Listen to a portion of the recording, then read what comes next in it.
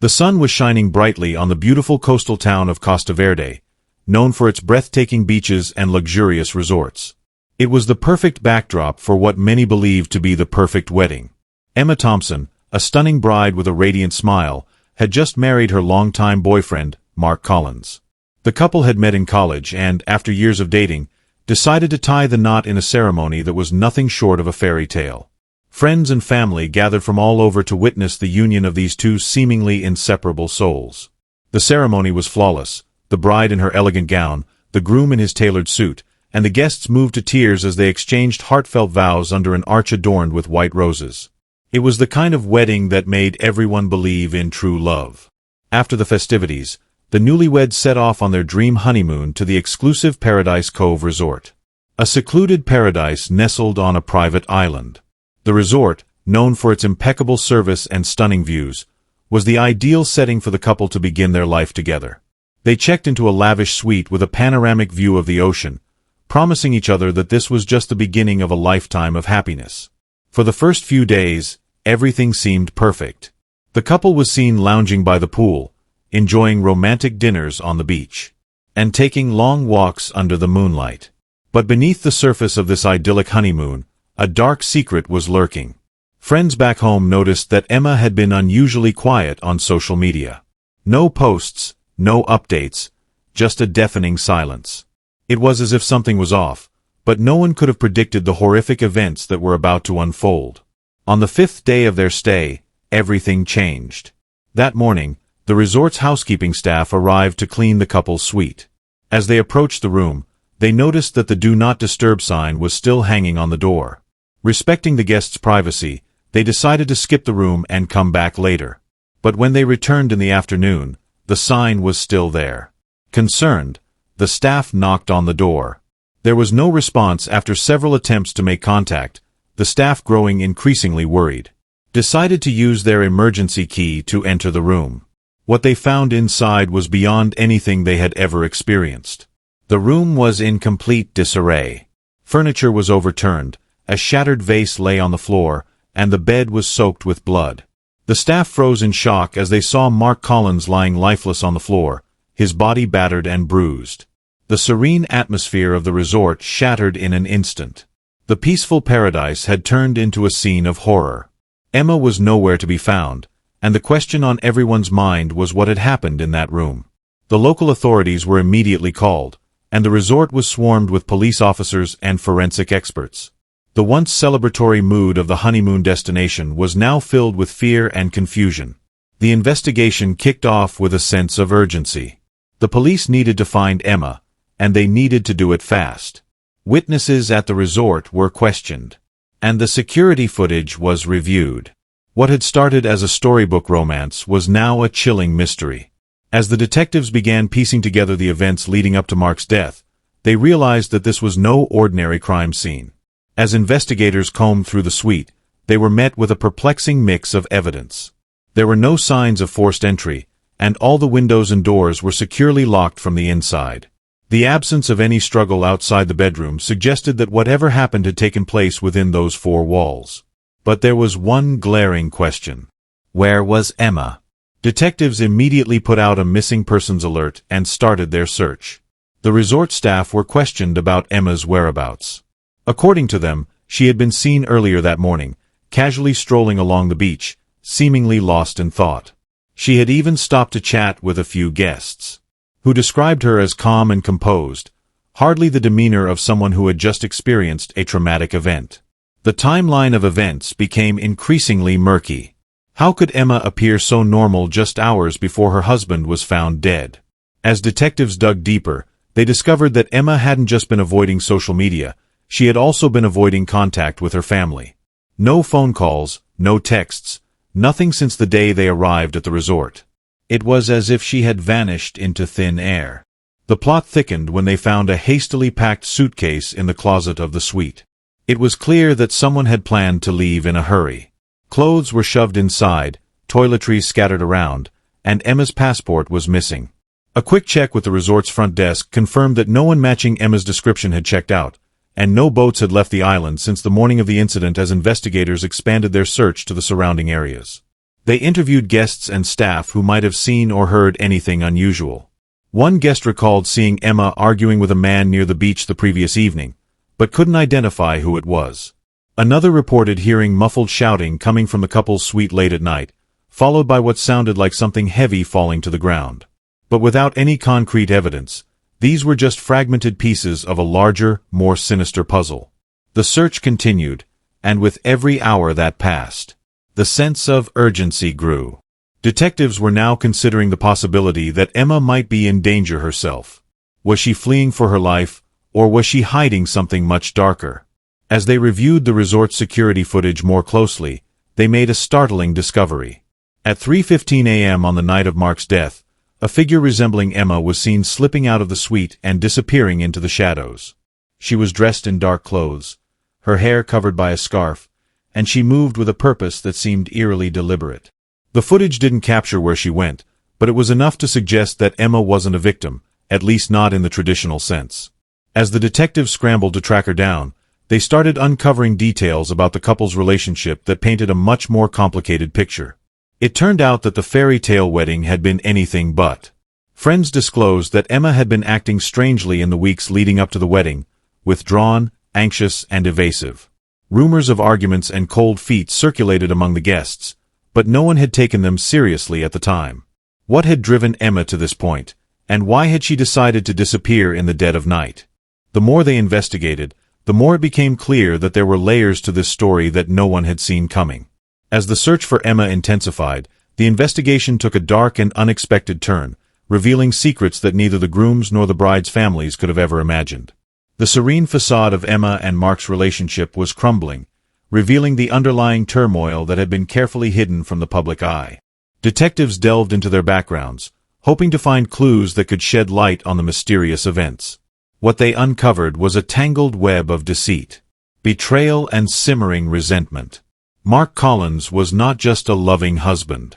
He was also a wealthy entrepreneur with a thriving business empire. His success had brought him considerable wealth, but it had also attracted its share of enemies. As detectives traced his financial dealings, they found evidence of a brewing conflict between Mark and a former business partner, Greg Sullivan. The two had a falling out over a failed investment, and Greg had allegedly threatened Mark, blaming him for his financial ruin. But could this grudge have led to something as drastic as murder? On the other side, Emma's past was equally complicated. Friends revealed that she had a troubled history of tumultuous relationships, often marked by jealousy and possessiveness. Her previous engagement had ended abruptly when she discovered her fiancé had been unfaithful. Emma had reportedly been devastated, and some suggested that she never fully recovered from that betrayal. Was her marriage to Mark simply a rebound, or was there something more sinister brewing beneath her seemingly perfect exterior? The most shocking revelation came from one of Emma's close friends, who reluctantly admitted that Emma had confided in her about Mark's infidelity just weeks before the wedding. According to the friend, Emma had been devastated to learn that Mark had been seeing another woman, a former colleague named Laura. Emma had been torn. Canceling the wedding would have been a public humiliation, but going through with it meant marrying a man she no longer trusted. This new information turned the investigation on its head. If Emma had known about the affair, it provided a potential motive for her actions. Detectives now had to consider the possibility that Emma had planned this all along. But how? And why choose their honeymoon, of all places, to exact her revenge? The investigation was further complicated when they discovered that Mark had changed his will just days before the wedding, leaving a substantial amount to Emma in the event of his death. The timing seemed suspicious, especially given the newly uncovered details about their strained relationship. Was Emma's disappearance a desperate attempt to escape justice, or was she running from something or someone far more dangerous as the pieces of the puzzle began to fall into place? Detectives knew they were on the brink of a major breakthrough. The focus of the investigation now shifted to tracking down Laura, the other woman in Mark's life. If anyone could shed light on Mark's last days and his state of mind leading up to the honeymoon, it would be her. But finding Laura proved to be more difficult than they had anticipated. She had left her job unexpectedly and had not been in contact with any of her friends or colleagues since the wedding. It seemed that everyone connected to the couple was hiding something. The detectives were now racing against time to find the missing pieces before Emma slipped away for good. The hunt for Emma intensified as law enforcement agencies across the region were alerted to her disappearance. Local police, along with detectives from the mainland, scoured every corner of the island. Every port, airport and border checkpoint was put on high alert. The once picturesque honeymoon destination had now turned into a high-stakes crime scene. As days passed with no sign of Emma, frustration grew among the investigative team. The media caught wind of the story, turning it into a nationwide sensation. Bride-on-the-run headlines dominated the news and public interest skyrocketed. Speculations ran wild. Had she fled out of guilt, or was she a victim in this twisted tale? Pressure mounted on the detectives to solve the case. They doubled down on their efforts, re-interviewing witnesses and scouring through hours of surveillance footage. Every lead, no matter how small, was followed up on. Then a breakthrough came. A local fisherman reported seeing a woman matching Emma's description boarding a small private boat the night of the murder. He recalled the woman looking distraught, her face partially hidden by a scarf, clutching a small suitcase. The boat, he said, was headed towards a neighboring island, a remote location known for its rugged terrain and sparse population. Detectives immediately dispatched a search team to the island. They combed through the dense jungle and isolated beaches, questioning the few inhabitants who lived there. Days passed with no sign of Emma, and hopes of finding her alive began to dwindle. But just as the team was about to call off the search, they stumbled upon an abandoned shack deep in the woods. Inside, they found Emma's suitcase. Clothes were strewn across the floor and a half-empty bottle of water sat on a makeshift table. It was clear that she had been there, but there was no sign of where she had gone. Panic set in among the detectives. Had she met with foul play, or was she still out there hiding in the wilderness? The discovery of the shack only deepened the mystery. Investigators found Emma's phone discarded in the bushes nearby. It had been wiped clean of any data, but a few fragments of deleted messages remained. Forensic experts managed to recover some of the texts, and what they found was chilling. Emma had been communicating with an unknown number, someone who seemed to be helping her. The messages hinted at a plan, a meticulously detailed escape route, and a promise to end it all. But who was this mysterious person, and what role did they play in the events that unfolded on that fateful night? The focus of the investigation now shifted to uncovering the identity of Emma's accomplice. Was this person aiding her out of love, loyalty, or fear? And most importantly, where were they now? With the net closing in, the detectives knew they were running out of time. They had to find Emma before she disappeared for good, or worse, before she became another victim in this deadly game. As detectives scrambled to trace the unknown number from Emma's phone, they received another crucial piece of information. A local informant, known for his connections in the underworld, came forward with a lead.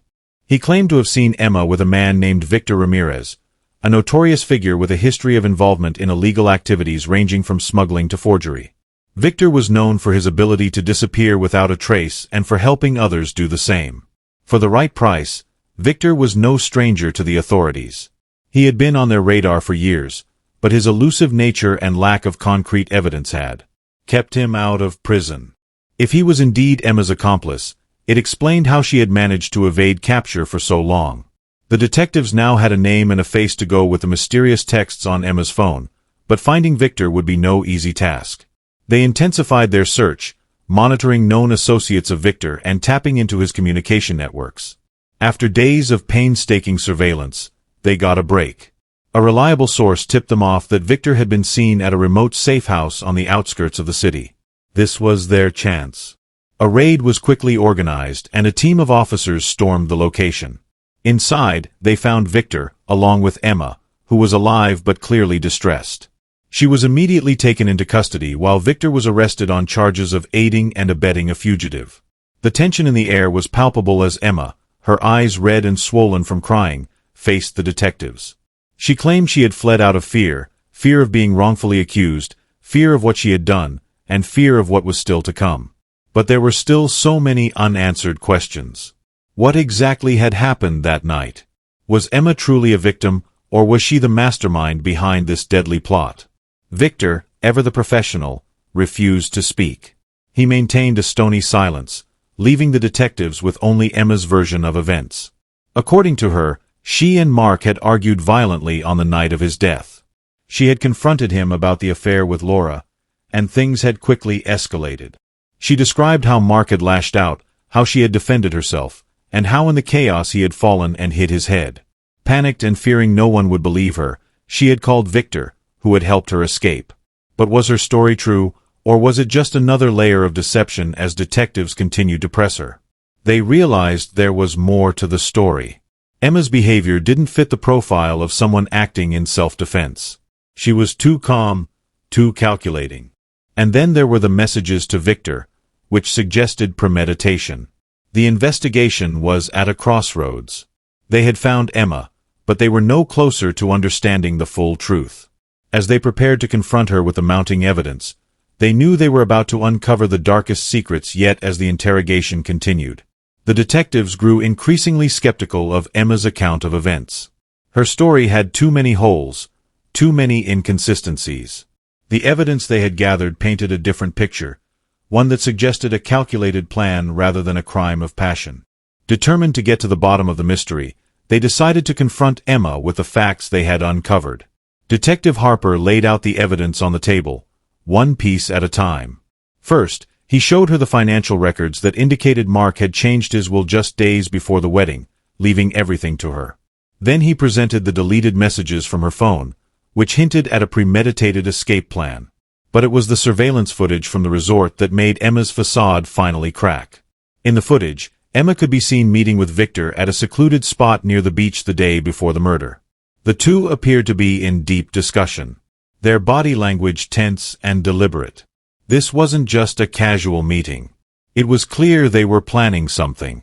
With this new information, Emma's demeanor changed.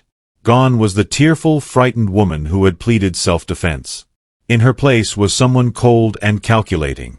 She leaned back in her chair, her expression hardened, as if she had decided there was no longer any point in pretending. "Yes," she said, finally, her voice steady. "I knew about Mark's affair. I found out a month before the wedding and I was furious, but I wasn't going to let him humiliate me. I wasn't going to be the victim." Emma went on to describe how she had carefully planned everything. She had confronted Mark about the affair, and when he begged for forgiveness, she agreed to go through with the wedding, but only because she had her own plan in mind. She contacted Victor, an old acquaintance from her past, and offered him a substantial sum of money to help her disappear after the deed was done. On the night of the murder, Emma had laced Mark's drink with a sedative, ensuring he would be too weak to fight back. She waited until he was barely conscious, then staged the scene to look like a violent struggle. But something had gone wrong. Mark, in his drug state, had managed to hit his head during the struggle, causing a fatal injury she hadn't anticipated. "I panicked," Emma confessed, her voice now tinged with a mix of bitterness and regret. "It wasn't supposed to happen like that. I just wanted to scare him, to make him feel a fraction of the pain he had caused me. But when he didn't get up, I knew I had to leave. Victor helped me, but it was my plan all along." The detectives listened in stunned silence as Emma laid out her twisted narrative. This was no crime of passion.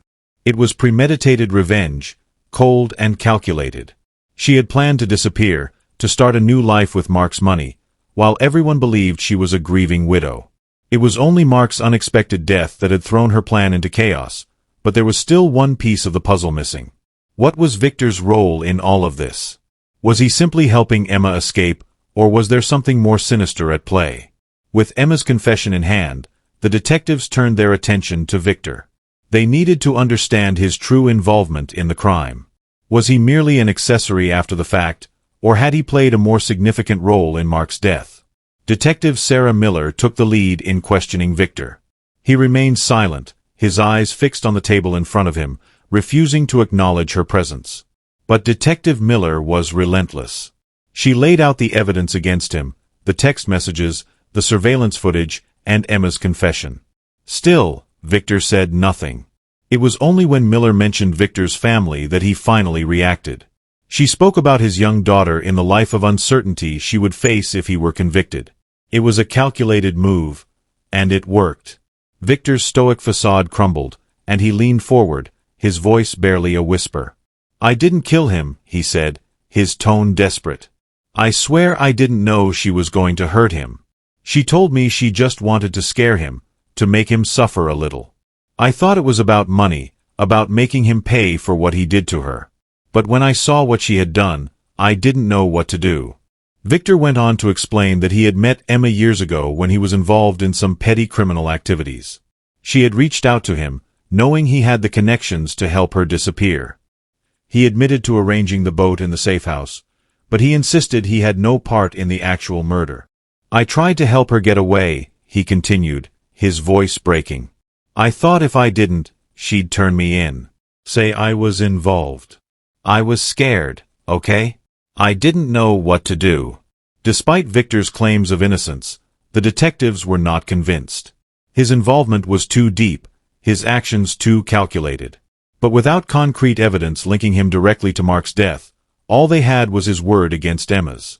Detectives Harper and Miller knew they needed more to nail Victor. They went back to the resort, combing through the crime scene one last time. It was then that they made a crucial discovery. Hidden beneath the bed in the suite, they found a small vial with traces of the sedative Emma had used on Mark. Attached to it was a fingerprint, Victor's. With this new evidence, the detectives confronted Victor once more. This time he didn't deny it. He admitted to providing the sedative, though he still maintained he had no idea Emma planned to use it to kill Mark. "I thought it was just to keep him out of the way while she took the money and left," he said, his voice hollow.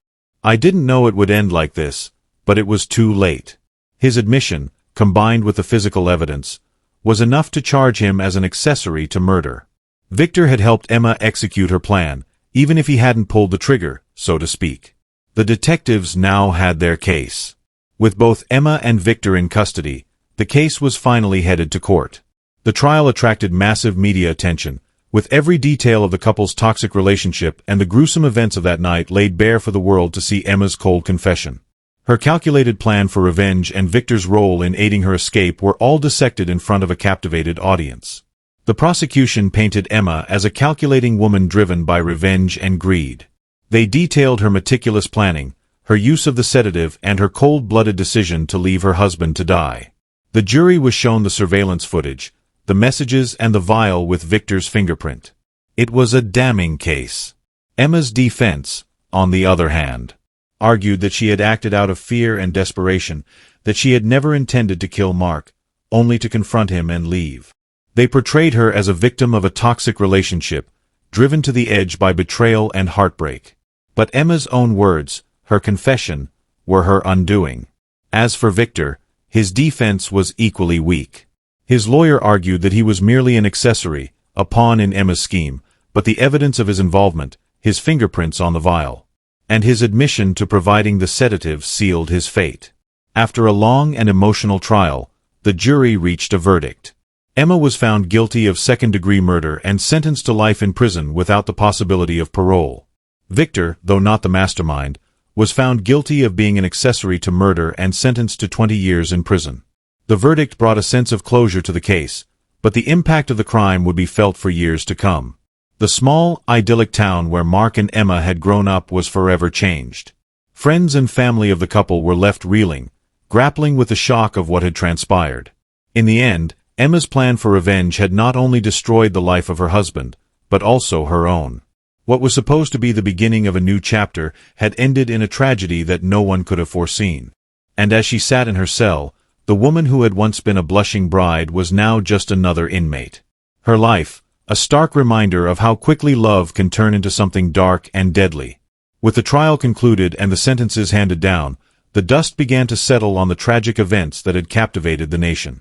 The once blissful town of Costa Verde was left with the scars of a case that had shattered the illusion of a perfect marriage and exposed the dark realities hidden beneath the surface. The families of both Emma and Mark struggled to come to terms with the events that had unfolded. Mark's parents, devastated by the loss of their son, were left grappling with the fact that the woman they had welcomed into their family was responsible for his death. They withdrew from public life, seeking solace in their grief away from the prying eyes of the media.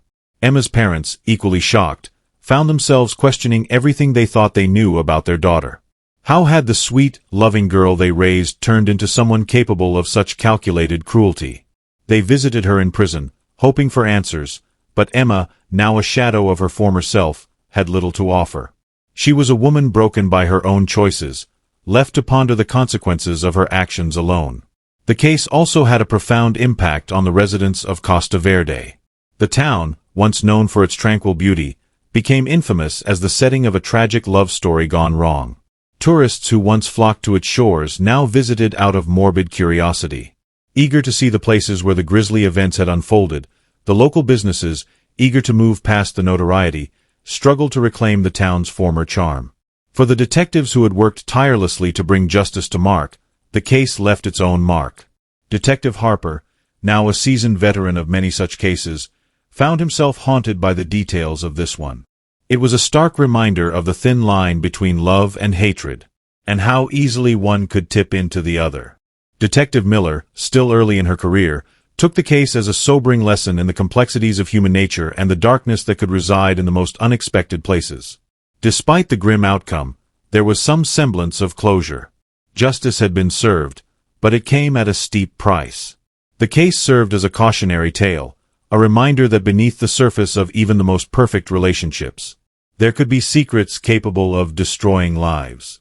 As time passed, the town of Costa Verde slowly began to heal. The media frenzy subsided, and the residents tried to move on from the tragedy that had turned their idyllic town into a headline. Efforts were made to restore the town's reputation, and gradually the focus shifted away from the dark chapter that had briefly defined it.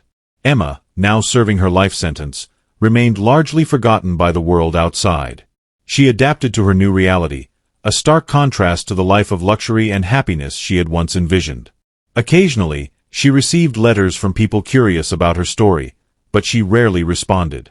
The woman who had once sought revenge now faced the quiet reality of her choices, the long days and nights filled with nothing but the echo of her actions. Victor, too, served his time, his once promising future now reduced to the monotony of prison life. He never spoke of Emma or the events that had led him there. He kept to himself, a man who had gambled with his freedom and lost. His life, once intertwined with crime, had now come to a standstill, leaving him to reflect on the decisions that had brought him to this point. The story of Emma and Mark became a distant memory, a cautionary tale that would occasionally resurface in hushed whispers or online discussions. But for those who lived through it, the impact would never truly fade. It was a story of love turned to hatred, of trust betrayed, and of the terrible cost of revenge. And as Costa Verde moved forward, it did so with the knowledge that even in the most beautiful places, darkness could still find a way to seep in. Thanks for watching. Subscribe and like this video for more true crime video. Don't forget to leave your thoughts and theories in the comments section below. Take care and see you in the next video.